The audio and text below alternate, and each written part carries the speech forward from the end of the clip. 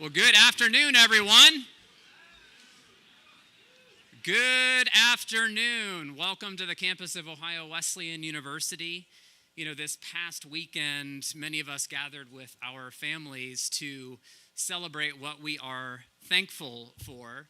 And today we gather as a community to celebrate what unites us and, quite frankly, what inspires us to lead. You know, at Ohio Wesleyan University, three things really drive everything that we do. Number one, we don't pursue opportunities merely to make a stronger Ohio Wesleyan. We leverage Ohio Wesleyan to create a stronger world. Quite frankly, self-improvement is not our inspiration. The public good is. Number two, we rebel against small thinking, against fear, and against divisiveness. And we rebel for creativity, for unity, and for the ambitious pursuit of happiness for all. Because at Ohio Wesleyan, we have declared a rebellion of boldness and kindness and innovation. And number three, we don't just talk about our challenges or our opportunities. We chase down potential with audacious optimism. As we like to say here at Ohio Wesleyan, our love language is action. Today we gather in that very spirit to mark an extraordinary new development for Central Ohio and also the nation. Columbus is growing faster than almost any other region in the country, powered substantially by advanced manufacturing. And with that growth comes an urgent need for engineers and for creative solutions to talent shortages. And with those needs accelerating, we are so fortunate to have a regional engine that brings together leaders from across Central Ohio to discuss how we will tackle those challenges in head-on fashion. And I am speaking, of course, of the Columbus Partnership. The Columbus Partnership is a CEO-led organization comprising top regional executives, all committed to strengthening our region's quality of life.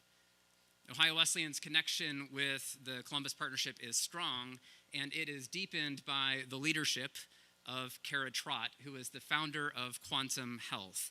Kara is also the chair of the Board of Trustees at Ohio Wesleyan University and a member of the Columbus Partnership. Kara, thank you for being here today.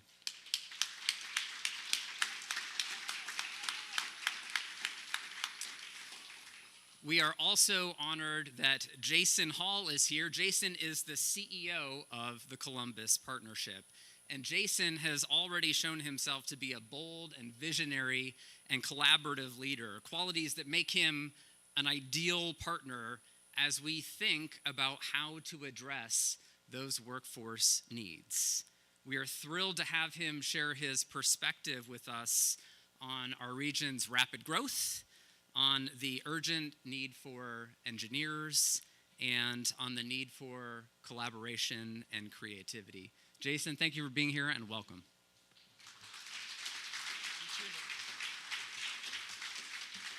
All right. Thank you, Matt, and I appreciate the chance to be here today with the Ohio Wesleyan community and so many partners from across the Columbus region.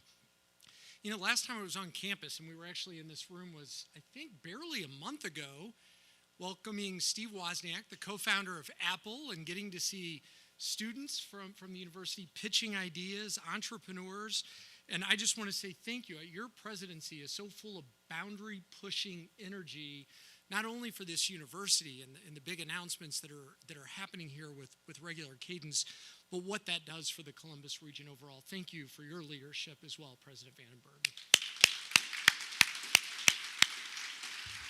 And as we're here on December 1, it feels like that outside, but we're in the final inning, if you will, of what has just been a transformative 2025 for the Columbus region. There is a renewed sense of optimism, confidence, and momentum that's unfolding in our region. And I think it's for good reason. And you heard from the president. We are the fastest growing large population metro in the Midwest and one of the fastest growing in the United States. That is truly extraordinary. And if you think that, the census is like the voting booth of where people want to live. People are choosing the Columbus region in record numbers, and we should be proud of what we're creating. The U.S. Chamber of Commerce hailed us this year as one of the 5 major U.S. metros where the economy is booming, putting us in a much larger bracket of cities than I think many people would typically think of us. For the first time in the Columbus region's history, our metro was ranked number 1 in the United States for growth and infrastructure by the leading corporate site selection trade press in the country. That's who's influencing where new investment is coming. Number 1 in the country for the first time. Entrepreneurs on this campus and throughout our region are creating exciting new companies that are going to define the next era of homegrown Columbus region brands. And Matt mentioned one of them, and I'm so proud. Kara Trott, a member of the executive committee of the Columbus Partnership, but think about what she's done. From the philosophy and major that she had here on campus, being grounded in the liberal arts tradition, but someone committed to bold action, to create Quantum Health and the 3,000 people whose livelihoods now depends on the ideas she brought to life. Kara, congratulations for everything you have done. We are also, a Fortune 1000 headquarters. That surged again this year. The Columbus region now has more Fortune 1000 corporate global headquarters per capita than all but 2 regions in the U.S., and those 2 are San Jose and San Francisco. That is pretty extraordinary. We added new Fortune 500s this year, like Vertiv Technologies, which you've heard of, at the forefront of global technology. Some of our existing that are getting larger. Huntington, many of us think is a homegrown bank here, with the latest combination that was announced by the bank, is going to be one of the 10 largest banks in the United States, proudly headquartered right here in the Columbus region. And if you look at some of the projects that are driving this growth right now as well, we have got shovels in the ground on the largest job creation project in the history of Ohio in our region right now. And those are the 4,000 jobs coming from Anduril Industries, which has shovels in the ground building the next generation of defense tech solutions in the United States. At the same time, we also have shovels in the ground on the largest single-site capital investment in Ohio history, just down the road at Intel, in its $28 billion first phase investment for one of the most advanced chip-making foundries on the globe. And right next door, not to be outdone, just a few months ago, we were so proud to announce one of the most recognized names in global biosciences, Amgen, doubled down on our region with an almost $1 billion new investment, the single largest biosciences expansion project in Ohio history. All of these are breaking records for our state. They're all happening in the Columbus region and all at the same time. We are truly a region breaking from the pack across the United States to define what it means to be successful in this new American era. But our ambition must push us higher. If we rest on past successes, we will surely fall behind. Because once these buildings are up and these projects are operational, you need people who can design systems, who can run the processes, improve technology, and keep performance moving forward. The world and that work needs to run on engineers and engineering talent.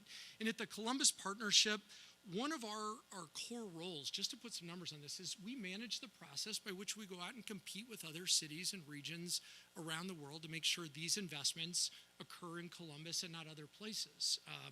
We're proud to do that. So that pipeline gives us some interesting perspective of how the economy is changing and how our existing institutions need to change to keep us competitive in a global way.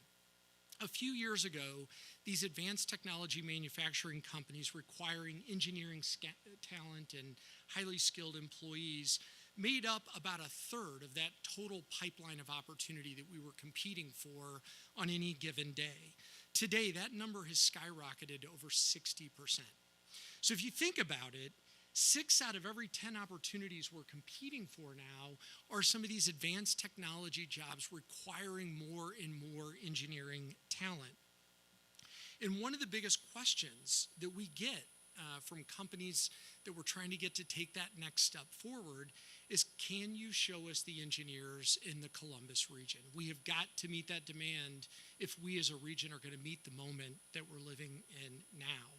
Can you show us where that talent's going to come from? They tell us we need innovative partners in higher ed that can help us graduate locals that can be part of that answer.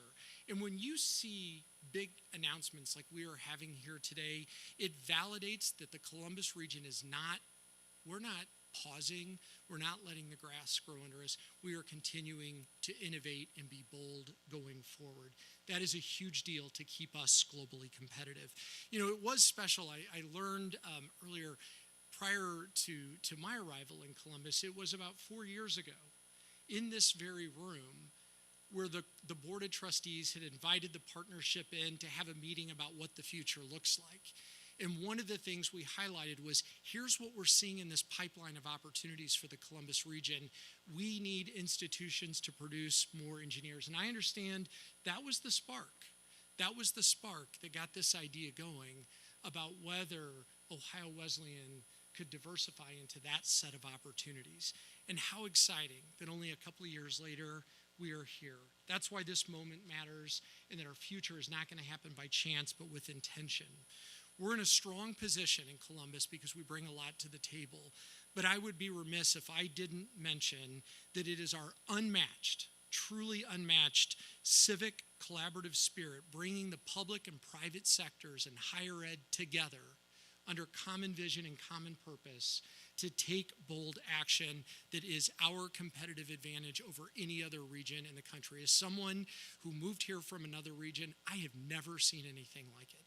The ability of people in this region to stack hands and come together to get big things done is huge, and we're seeing that today.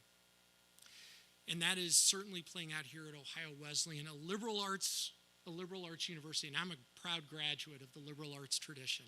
I love to see moments like this. It's not losing our way or losing our values or foundations, but we're remembering what made us such a great learning tradition in this country, which is that we continue to stay innovative. And that's exactly what's happening today. And we're taking responsibility for the next generation of this great institution here. So congratulations to all. We are proud to be a part of it, and I will turn it back over to President Vandenberg. Thank you very much.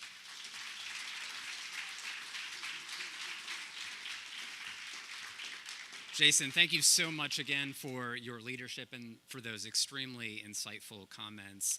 And your points are well taken. You know, for our part, our own conversations with industry leaders, it's very clear that the shortage of engineers, especially mechanical engineers, is critical, it's urgent, and it is structural. It is not simply cyclical. And meanwhile, student demand for engineering is absolutely soaring. So among our prospective students, our applicants every single year, the number one program of interest is engineering. And what we have learned is that although we have some really attractive 3+2 arrangements, engineering agreements with high-quality university partners, they, at the best, are generating minimal interest. And as some of the nation's most prestigious liberal arts colleges have discovered, our type of institution, the small, private, residential liberal arts institution, is able to produce a really highly valued brand of engineer. Engineers who write and speak persuasively, engineers who understand business, engineers who know how to work with diverse groups of people to be able to solve problems.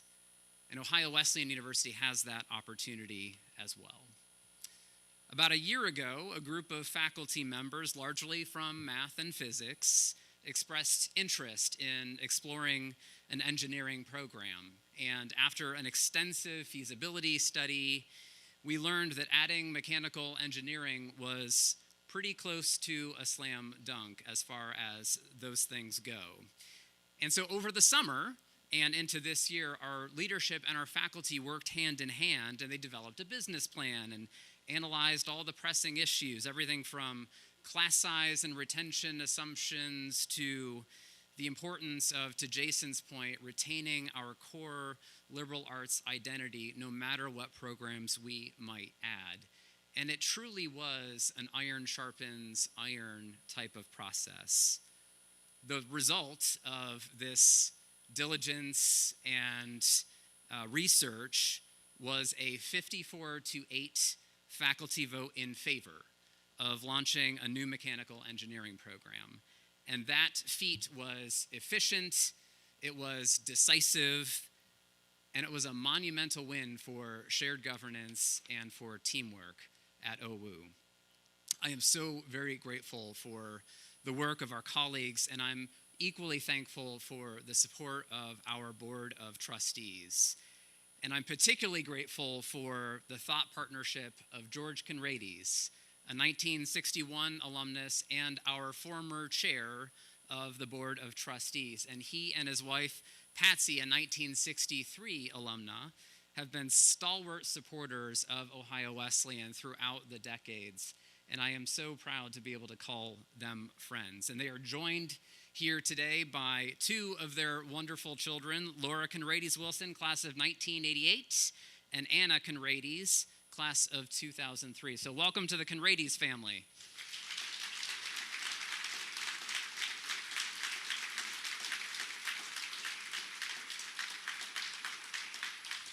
It is thanks to George and Patsy that we stand here today, exactly 6 weeks to the day since our faculty vote.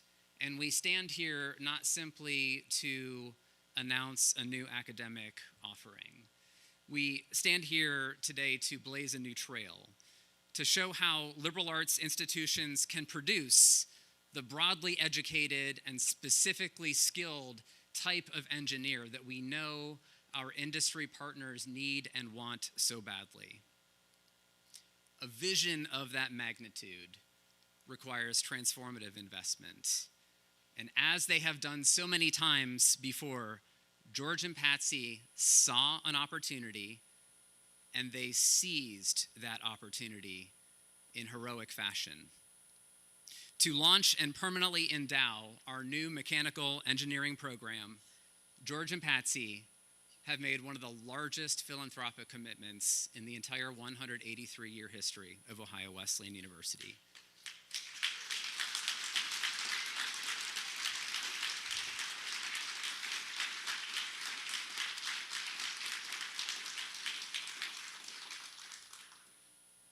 We are thrilled to announce their historic investment of $13 million.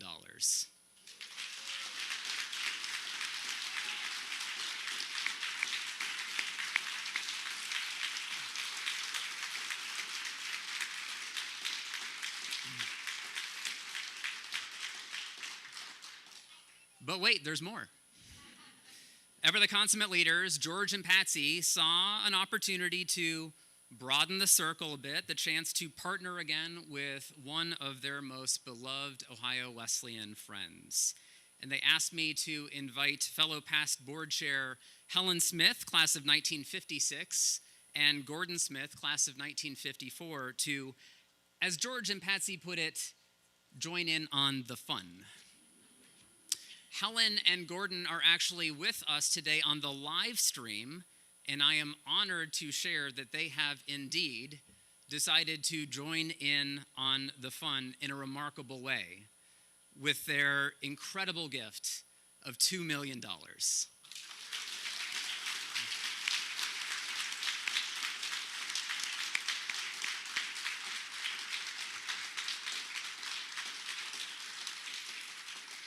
We are thinking of you, Helen and Gordon. But wait, there's more. Like George and Patsy, Helen and Gordon saw a truly special opportunity to invite yet another friend to join in on the fun. This time it was another past board chair and a treasured mutual friend of all of them, Doug Dittrich, class of 1955, and his wife, Gina Bosch. Doug and Gina are also tuning in via live stream today, and I am so pleased to share that they, as well, have decided to join in on the fun. with their own remarkable investment of $2 million.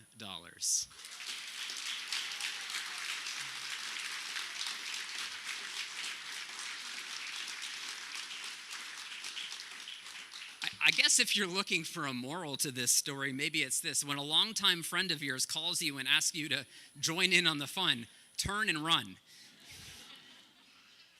Well, thanks to an astonishing total of $17 million provided in just 6 weeks, we stand here not just to announce a new engineering program, but to announce a new leader in producing engineers who are broadly educated and specifically skilled. And so as we invite George to the podium, please join me in celebrating the launch of Ohio Wesleyan University's new Conrady's School of Engineering.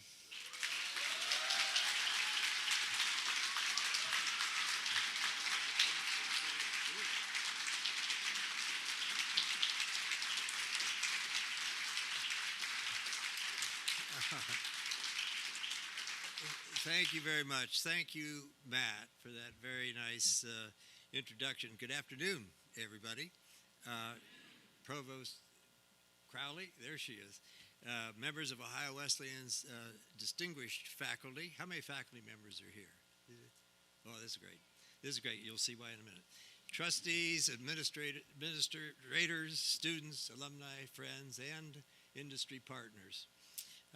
I'm so excited to be here with all of you to celebrate the launch of this mechanical engineering program. You've heard all the reasons now why this is so important and why Patsy and I decided to initiate the fun.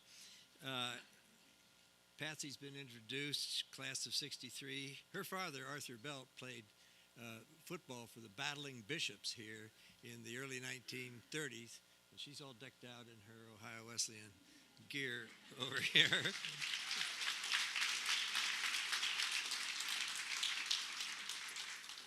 Matt has been kind enough to introduce two of our four daughters who are both Wesleyan graduates, and along with young Max, who is maybe the last of our grandchildren, but a future student.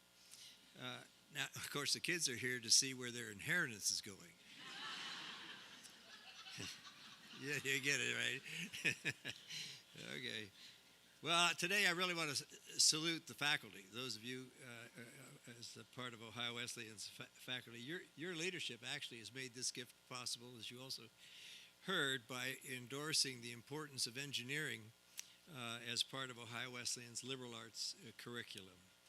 It's been very encouraging to see the teamwork between the leadership, the faculty, working so closely and purposely together. And listen, if you keep that up, this place knows no bounds. Yeah, I'm serious. This university is a great university. It'll be even greater with that kind of cooperation and thought behind new ideas. We're also excited about the support of other academic and industry partners as well, especially the industry partners who are seeking liberal arts graduates who can think critically and solve complex problems, lead with technical expertise, and a broad intellectual perspective. And as was also mentioned, the good news here in this is there's really strong demand for an engineering program, a mechanical engineering program.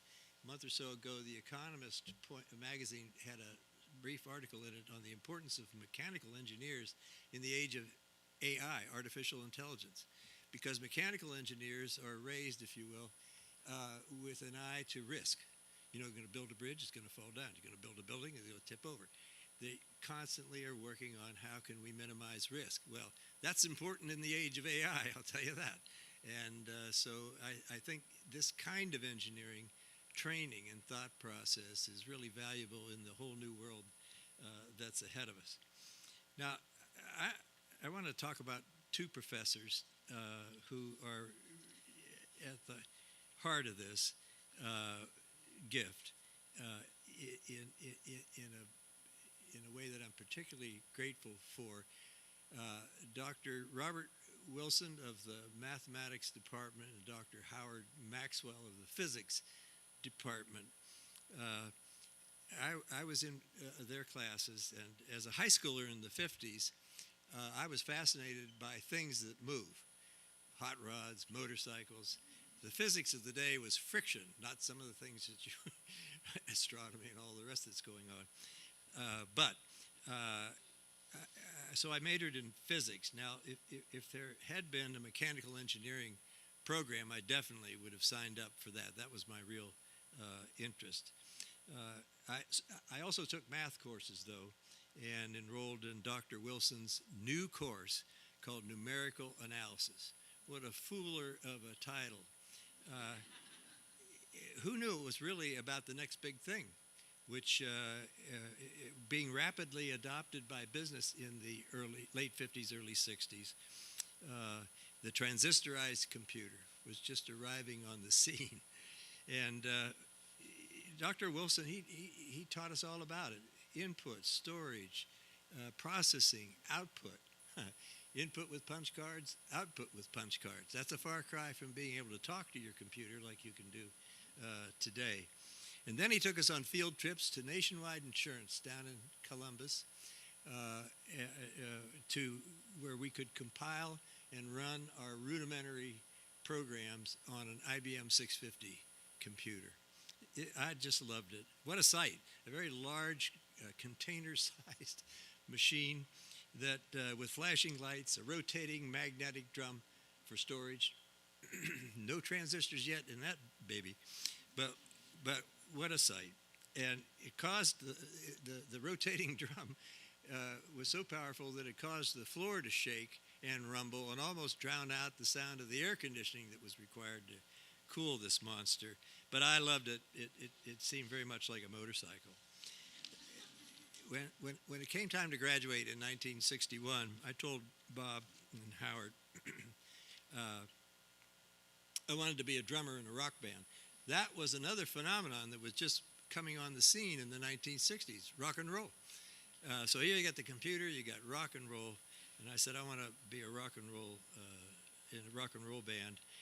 And now these two professors, now good friends, said, "Oh no, you're not.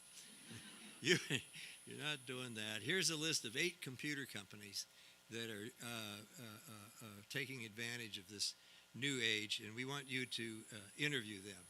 And I always remember Howard saying, "and for technical sales," which I took for a moment a less than ringing endorsement of my proficiency in physics.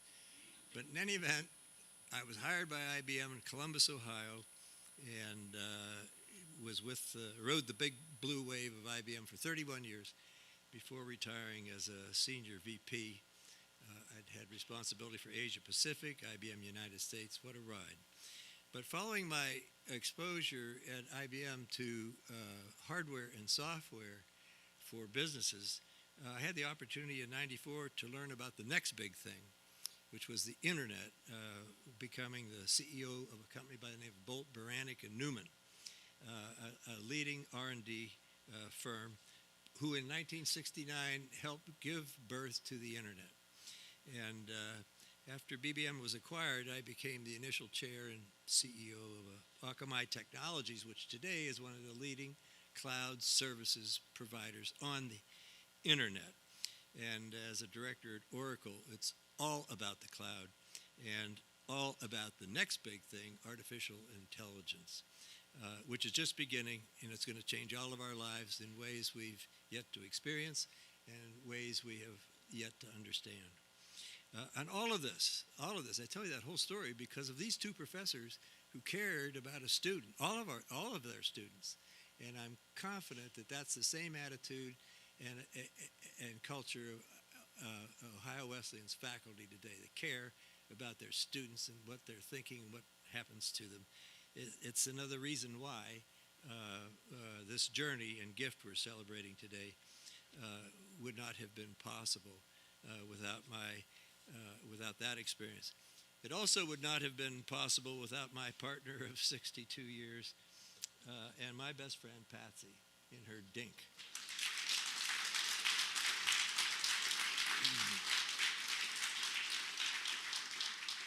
she moved our family 10 times across the United States, including 3 years in Japan, to further our financial and career opportunities while managing 5 kids.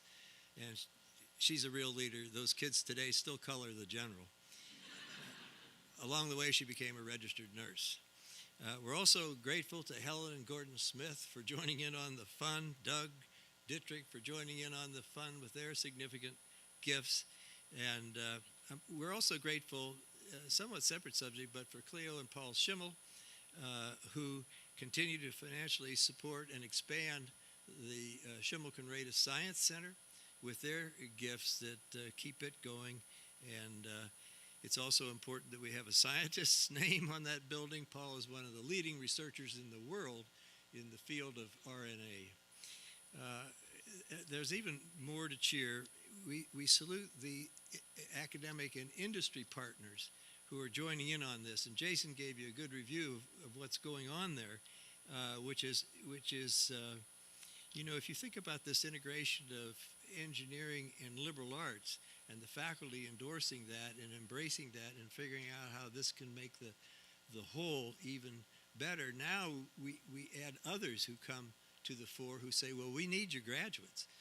We need people who can think like that and who have enough EQ along with their IQ, to be able to perform well in a business culture, a team culture. So we're pretty excited about the industry partners, their interest, and we're also excited about this demand that we see from prospective students. So I would just finally like to add that under Matt and Carlin's leadership, and with the support of the amazing faculty, more is on the way. Innovative curriculum, more fundraising is on the way, and valuable partnerships. As all of you continue to build on Ohio Wesleyan's terrific reputation as a dynamic and a very sought-after university. This is a thrill for us. Or as another generous friend and loyal alum, Evan Corns, has taught us all to say, it's a great day to be a bishop. Thank you very much.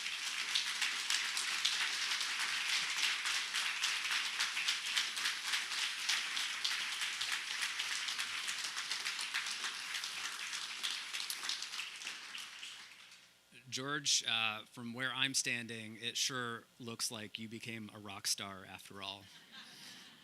Ladies and gentlemen, one more hand for George and Patsy Conradius, please.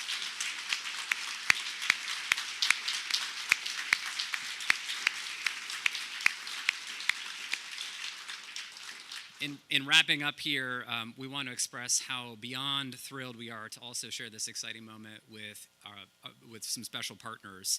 First of all, I want to thank and acknowledge our good friends at Cleveland-based Hawken School, with whom we are developing a pipeline for future engineering students. And Hawken is, of course, one of Ohio's leading private schools, and they're known for their experiential learning programs and for their commitment to both character and innovation. And I've had the good fortune to actually visit Hawken School myself and see firsthand their nationally recognized STEM and leadership programs. They are terrific partners, and I believe they are right here in that vicinity. I know exactly where they are. Ladies and gentlemen, would you please join me in welcoming Hawken School representatives? Thank you.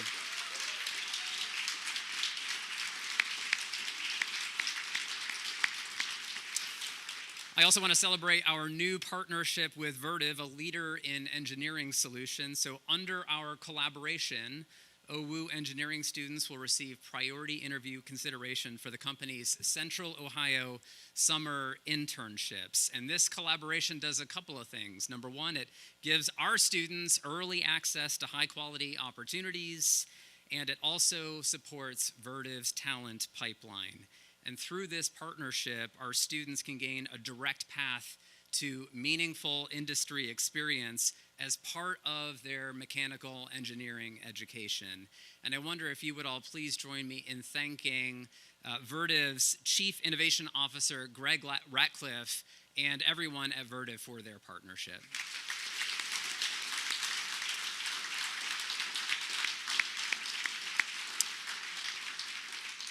Finally, I want to offer thanks to friends at Synopsys and Ansys, and this is really because of our wonderful relationship with Vertiv. But Synopsys and Ansys are global leaders in engineering simulation, and they are providing our students and faculty with access to their software, their courses, their certifications, and faculty training. And this level of support is almost unheard of for a liberal arts college launching a new program. And we are so thrilled to have Santiago Ibarra here from Ansys to join us for today's announcement. And Santiago, where are you? Please welcome Santiago.